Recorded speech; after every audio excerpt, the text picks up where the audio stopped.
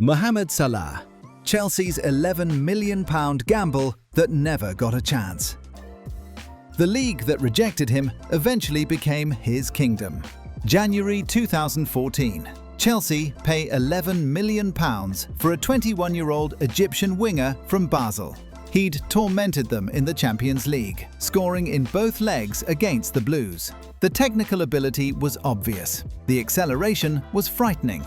But within 12 months, Mohamed Salah had made just 13 appearances, scored twice, and was already being shipped out on loan. Jose Mourinho publicly criticised him after a poor League Cup performance against League Two Shrewsbury. And according to teammate John Obi Mikel, Mourinho laid into Salah at half-time so brutally that the young Egyptian was in tears. Then Mourinho pulled him off anyway. The Portuguese wanted workhorses, not raw diamonds. Salah was bundled into a transfer deal for Juan Cuadrado and sent to Fiorentina, essentially used as a bargaining chip. In Italy, something clicked. He scored 9 goals for Fiorentina, including both goals against Juventus in a Coppa Italia semi-final. Then Roma came calling. 15 goals, player of the season honours, and suddenly the player Chelsea deemed surplus was valued at £36.9 million when Liverpool signed him in 2017. In his first Liverpool season, Salah scored 32 Premier League goals, breaking the single-season record for a 38-game campaign. He won the Golden Boot, PFA Player of the Year, and reached the Champions League final. Chelsea sold him to make room. Liverpool built around him.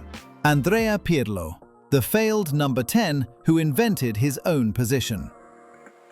Inter Milan bought Andrea Pirlo in 1998 as an attacking midfielder. He was technically sublime but physically slight, and his lack of pace made him a poor fit for the high-tempo trequartista role. Over 3 seasons at the San Siro, Pirlo made just 22 appearances and spent most of his time on loan. His second loan spell at Brescia changed everything. Manager Carlo Mazzone needed to accommodate both Pirlo and Roberto Baggio in the same team. His solution was radical: drop the struggling attacking midfielder into a deep-lying playmaker role, sitting just in front of the defense. Pirlo was skeptical. "But I won't score many goals," he told Mazzone. The coach's response cut through his doubt. "You are like someone who has perfect vision but wants to cover their eyes. You must direct the play." It's a lesson that extends beyond football. How many people spend years forcing themselves into roles that don't fit, when their real gift requires a different position entirely? Pirlo had been competing in a space that demanded what he lacked. Mazzone gave him a space that demanded what he had. The transformation was immediate. His vision, passing range, and composure finally had room to breathe. Inter still didn't want him. AC Milan paid €17 million for a player their rivals had given up on. 2 Champions League titles, 2 Serie A crowns, a World Cup. When Juventus signed him on a free transfer at 32, most thought he was finished. He responded with 4 consecutive league titles. Pirlo didn't fit the position he was given, so he invented a new one. The role now bears his name in tactical analysis. Jamie Vardy, released at 16, Premier League champion at 29. When Sheffield Wednesday released Jamie Vardy at 16 for being too small, he genuinely believed his football career was over. He took a job at a factory making medical splints and played Sunday League football for Stocksbridge Park Steels, earning £30 a week. At 23, most professional strikers are entering their prime. Vardy was playing in the 7th tier of English football with an electronic tag strapped to his ankle after an assault conviction. His curfew meant he'd have to be substituted in night matches just to make it home in time. The conveyor belt to professional football had left without him. But Vardy kept scoring. Halifax Town paid £15,000 for him. He scored 26 goals. Fleetwood Town came next. He scored 31 in the Conference Premier, finishing as top scorer as Fleetwood won promotion to the Football League for the first time in their history. Leicester City paid £1 million for a 25-year-old non-league striker who'd never played professional football. It was a British record for a player from outside the Football League. His first season was difficult. He asked to go back to Fleetwood on loan. The coaching staff talked him out of it. In 2015-16, Vardy scored in 11 consecutive Premier League matches, breaking Ruud van Nistelrooy's record. He finished with 24 goals as Leicester won the title at 5,000-1 odds. The factory worker who'd been deemed too small for Sheffield Wednesday was an England international and a Premier League champion. The system didn't miss him. The system never saw him. Didier Drogba, the late starter who became a big game legend. He wasn't built, he was flabby. He was lucky to be at Le Mans. Another club might have been less patient with him. That was coach Marc Westerlop's assessment of Didier Drogba at 21, when the Ivorian was studying accountancy and playing reserve football in the French second division. Drogba hadn't signed his first professional contract. He was physically unprepared for the demands of top-level football. The birth of his son Isaac that year became the catalyst. Isaac's birth was a turning point in my life, Drogba later said. It straightened me out, but his career remained modest. 7 goals in 30 games for Le Mans, a spell where he lost his place entirely after injury. By 24, he'd only scored 12 league goals across 5 professional seasons. Guingamp took a chance on him for €100,000. An injury forced him to the tiny island of Breat in the English Channel to rebuild his physique. He returned a different player. 17 goals in 34 games. Marseille paid €3.3 million. 19 league goals, 6 more in the UEFA Cup, Player of the Year, and a run to the European final. Jose Mourinho made Drogba his first major signing at Chelsea. At 26, an age when many forwards are already established, Drogba was only just arriving at elite level.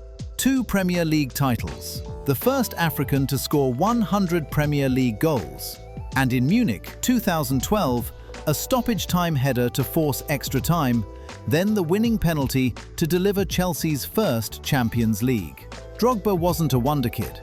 He was a slow burn who ignited at the exact moment it mattered most.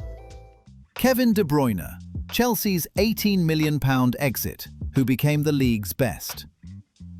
Kevin De Bruyne made 9 appearances for Chelsea. That's it. 9 games across 6 months, mostly from the bench, mostly forgettable. Mourinho publicly questioned his attitude and desire to compete for his place. In January 2014, Chelsea sold him to Wolfsburg for £18 million. Mourinho later said De Bruyne was knocking on his door and crying every day to leave. But De Bruyne told a different story. He asked Chelsea to open their training sessions to the public so he could disprove Mourinho's claims about his effort. They refused. It's a pity, he told a press conference, that I wasn't doing what was needed in training, De Bruyne said. That's not me. I always give full 100%. Those remarks created a wrong image. Wolfsburg gave him the platform Chelsea wouldn't. In 18 months, De Bruyne recorded 16 goals and 27 assists in the Bundesliga alone, won the Bundesliga Player of the Season, and helped Wolfsburg lift the DFB Pokal. Manchester City paid £55 million to bring him back to England. Chelsea had tripled their investment and lost one of the best playmakers of his generation. At the Etihad, De Bruyne became the reference point for creative midfielders worldwide. 6 Premier League titles, the Champions League, twice named the league's Player of the Season. Chelsea said he wasn't training hard enough. He asked them to prove it. They sold him instead. Ian Wright, the plasterer who became Arsenal's record scorer. Ian Wright didn't sign a professional contract until he was nearly 22. When most footballers are establishing themselves in first teams, Wright was working as a plasterer and playing Sunday League football for 10MB in South London. He'd been rejected by multiple clubs as a teenager. Millwall passed. Brighton passed. The academy conveyor belt that produces most professional footballers had completely overlooked him. A scout from Crystal Palace saw him playing amateur football and convinced manager Steve Coppell to take a look. Wright signed professional terms in August 1985, 3 months before his 22nd birthday. At Palace, Wright exploded. 117 goals in 277 appearances. He formed a devastating strike partnership with Mark Bright and scored twice in the 1990 FA Cup final against Manchester United, coming off the bench despite recovering from a broken leg earlier that season. His goal-scoring instinct was unmistakable. His performances earned a £2.5 million move to Arsenal, then a club record for the Gunners. At Highbury, Wright became one of the most clinical finishers in English football. He was the club's top scorer for 6 consecutive seasons. He won the Golden Boot in his first full campaign. On the 13th of September 1997, he broke Cliff Bastin's Arsenal goal-scoring record with a hat-trick against Bolton, lifting his shirt to reveal a vest reading, "Just done it." 185 goals for Arsenal, a Premier League title, FA Cups, European silverware. Only Thierry Henry has scored more for the club. Every club that rejected him created the chip on his shoulder that made him unstoppable. Diego Milito, the underrated journeyman who delivered a treble. Diego Milito spent most of his career in football's middle tier. Racing Club in Argentina, Genoa in Serie B, Real Zaragoza in La Liga, where he finished as top scorer while the club got relegated. He was a good striker, reliable and efficient, but never a name that featured in discussions about the world's elite. When Inter Milan signed him in 2009 to replace Zlatan Ibrahimovic, even optimistic fans considered it a downgrade. Milito was 29 years old. He'd never played for a Champions League caliber club. This was supposed to be Mourinho's pragmatic backup option, not the centerpiece of a historic campaign.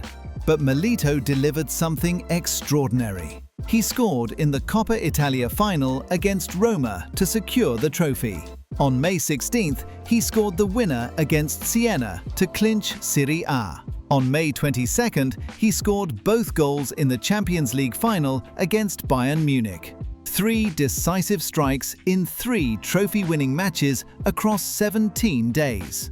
Inter became the first Italian club to win the treble. Milito finished the season with 30 goals and was named UEFA Club Footballer of the Year. The journeyman who'd been overlooked his entire career peaked at the exact moment history required him. Yet Milito wasn't even nominated for the Ballon d'Or that year. Sneijder finished 4th. Eto'o wasn't nominated either. The man who scored in every final somehow wasn't considered among the world's best. Some players build legacies over decades. Milito built his in 17 days, and the sport barely noticed. Luca Toni, Serie C at 21, European Golden Shoe at 28. At 21, Luca Toni was playing in Serie C1, the Italian 3rd division. He was tall and raw, considered technically limited and physically underdeveloped. He bounced between Modena, Empoli, Fiorenzuola and Lodigiani, never staying anywhere long enough to establish himself. The conventional career path had already passed him by. Even when Toni reached Serie A with Vicenza and Brescia, he remained a fringe figure. 13 goals in his best season, followed by an injury-ravaged campaign where he scored just twice. At 26, he dropped back to Serie B with Palermo, a lateral move for a career that seemed permanently stuck in mid-table obscurity. Palermo transformed him. Toni scored 30 goals in Serie B, a modern record for the division, firing the Sicilian club to promotion for the first time in 3 decades. His hold-up play and aerial threat made him the focal point of every attack. The following season in Serie A, he added 20 more, earning a €10 million move to Fiorentina and his first international call-up at 27. In Florence, Tony produced one of the greatest individual seasons in Serie A history. 31 league goals, the first player to break 30 in the Italian top flight for over 5 decades. As a target man, his positioning and clinical finishing were unmatched. He won the European Golden Shoe, becoming the first Italian ever to claim the award. Then came the 2006 World Cup, where Tony was part of Italy's triumphant squad in Germany. His career had a final act too. At 38, Tony won the Capocannoniere again with Verona, becoming the oldest player ever to finish as Serie A's top scorer. He peaked late, then he peaked again. Miroslav Klose, 7th Division to World Cup record holder. At 19, Miroslav Klose was still playing in the German 7th Division for a village team called Blaubach-Diedelkopf. He worked as an apprentice carpenter during the week and played football on weekends for expenses. The professional game hadn't rejected him. It simply hadn't noticed he existed. Klose had moved to Germany from Poland at 8, speaking only 2 words of the language. A local sports school rejected him for being too slight. His pathway into football came through the semi-professional ranks, moving to FC Homburg at 20 and then Kaiserslautern's reserves a year later. He didn't make his Bundesliga debut until he was 21. Once he arrived, however, Klose made up for lost time. His movement, timing, and heading ability were exceptional.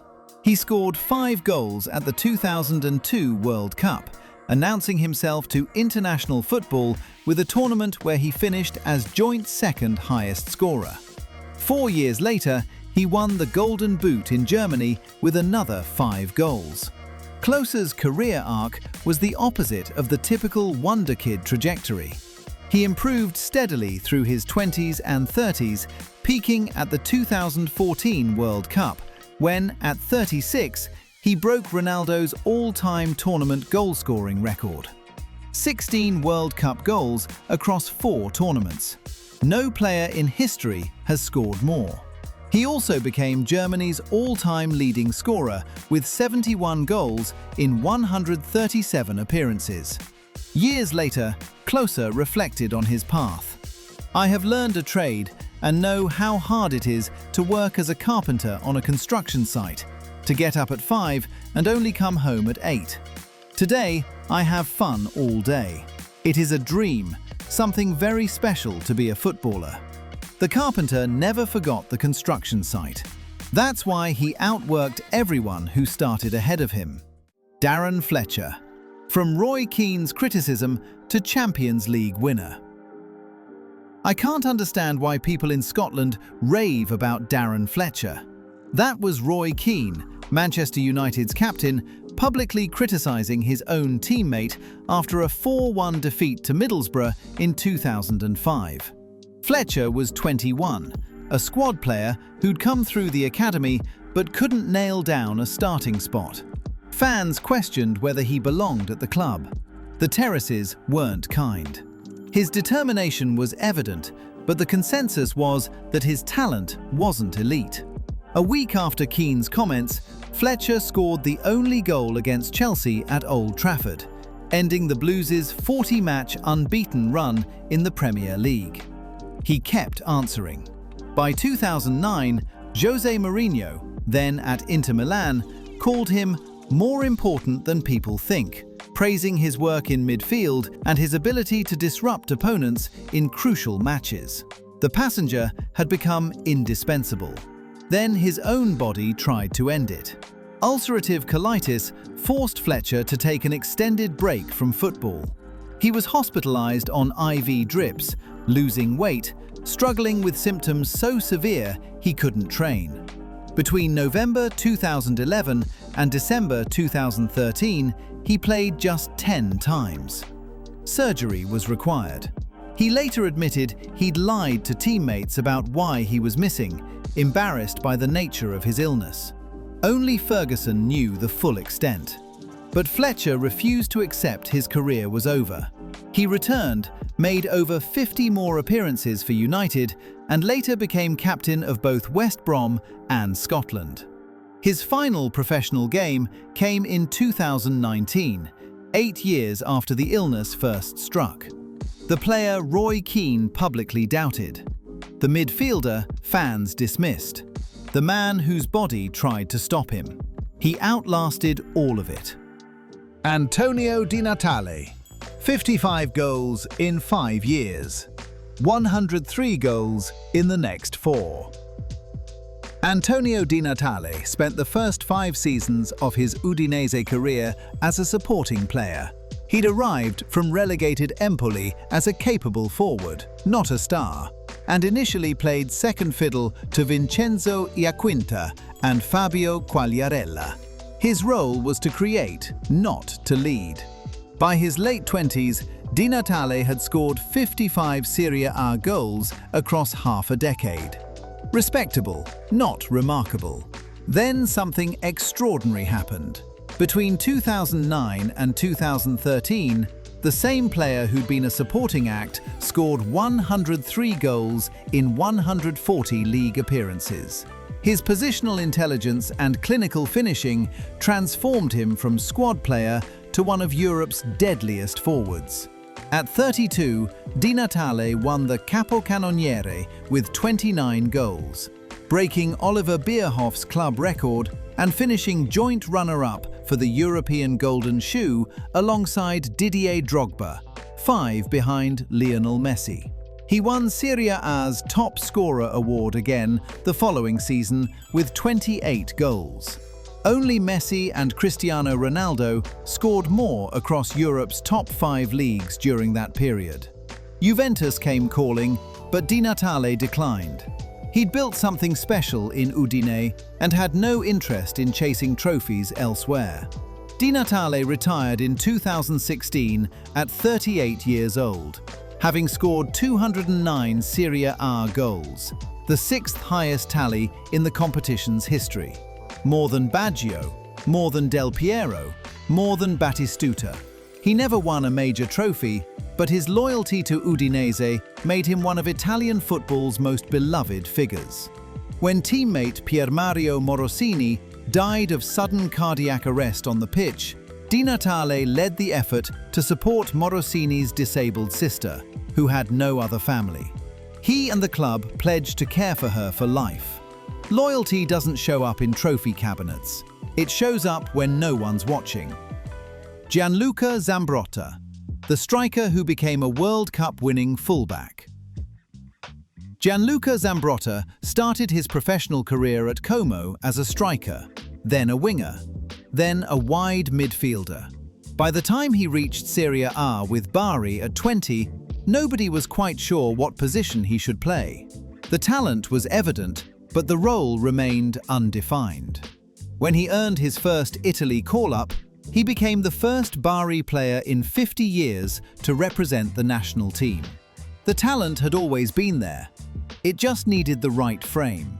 Juventus signed him in 1999 as a wide player, but an injury during the 2002 World Cup and the emergence of Mauro Camoranesi on the right wing led to a permanent position change.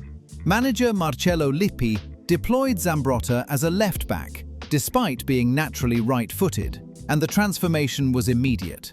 What made the switch work was an unusual physical gift. Zambrotta was genuinely ambidextrous at elite level. His tactical versatility allowed him to switch flanks seamlessly, providing defensive solidity and attacking output in equal measure. 2 Serie A titles with Juventus, a Champions League final, then Barcelona and AC Milan, adding more trophies to his collection. The defining moment came at the 2006 World Cup. In the quarter-final against Ukraine, Zambrotta opened the scoring with a thunderous left-footed strike from outside the box, cutting inside from right-back onto his weaker foot and burying it. He was selected for the team of the tournament as Italy lifted the trophy. 98 caps for Italy, one of the finest fullbacks of his generation. Some players spend careers forcing themselves into positions that showcase their weaknesses. Zambrotta found one that demanded everything he had. These 12 players prove that the path to success isn't always linear. Football's conveyor belt produces hundreds of wonder kids every year. Most disappear. But the players who make it aren't always the ones who arrive first. Sometimes they're the ones who refuse to leave.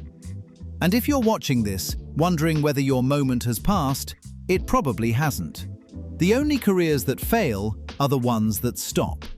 If you enjoyed this breakdown, subscribe for more football analysis and hit the notification bell so you don't miss the next one.